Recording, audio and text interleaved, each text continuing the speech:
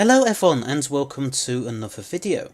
So during the wilderness years lasting from the show's cancellation in 1989 to its eventual revival in 2005, there were many attempts to bring the show back.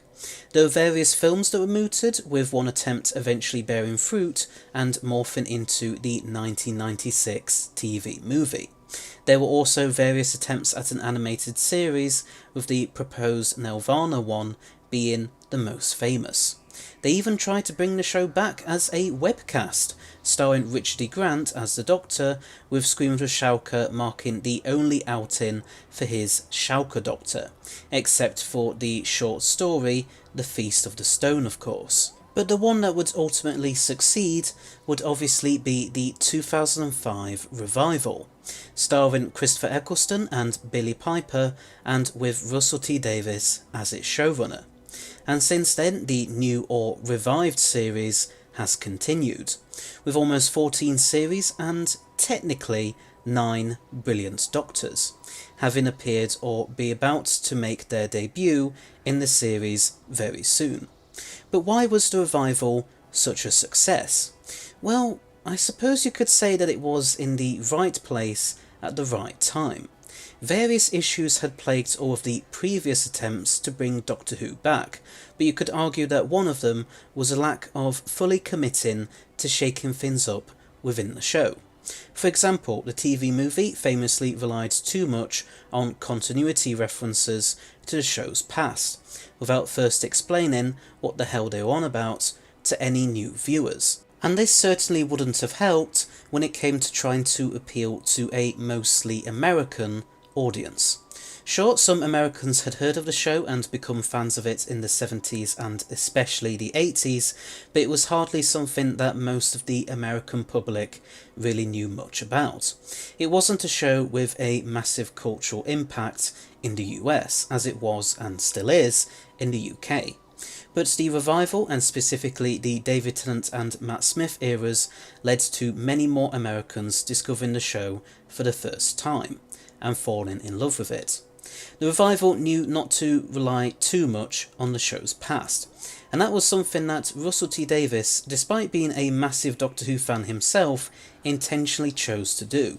He knew that the best way to make Doctor Who a success again was to make it more accessible to people who wouldn't have ever bothered with the show otherwise. His casting of Christopher Eccleston and the Ninth Doctor's costume probably helped with this as well.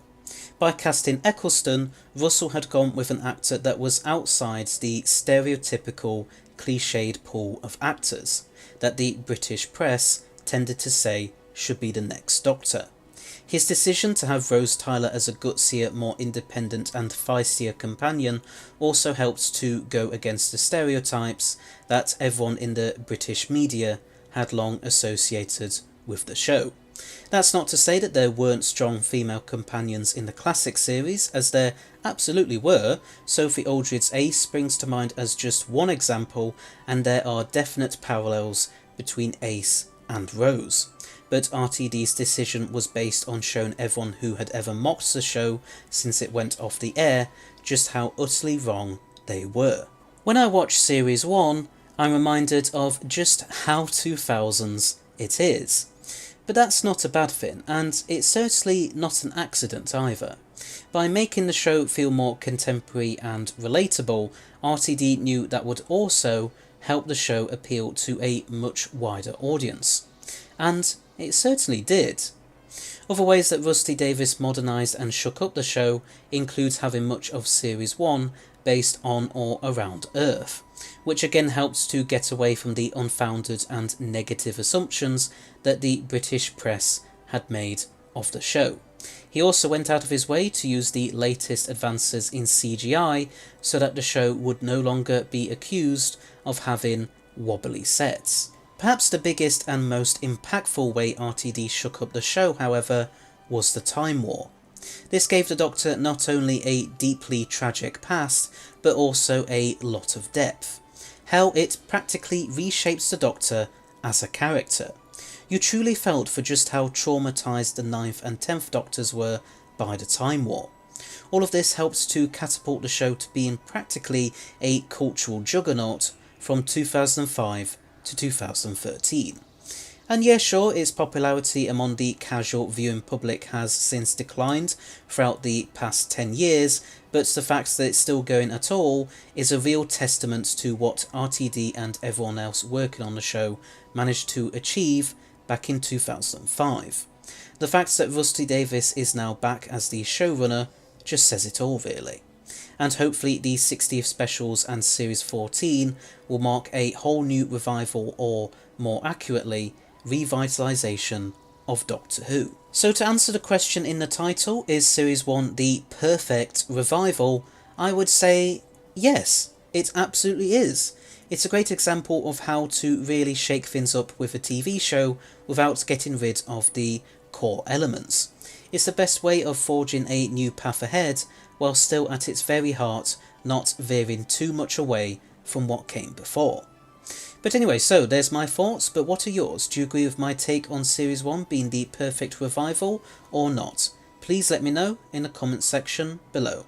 Apologies if you can hear any whirring in the background, by the way, but it's currently very hot here in the UK, so I couldn't really make it through without a fan.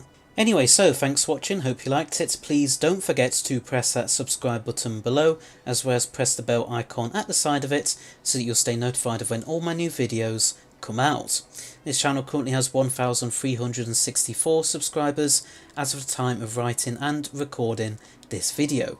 But if we can get to 2,500 by the end of this year, then I will do another Q&A, where you can ask me whatever questions you want. Just keep them polite, please. Also feel free to give me some money via my Ko-fi page or by the YouTube Super Thanks button below. A link to my Ko-fi will be in the description.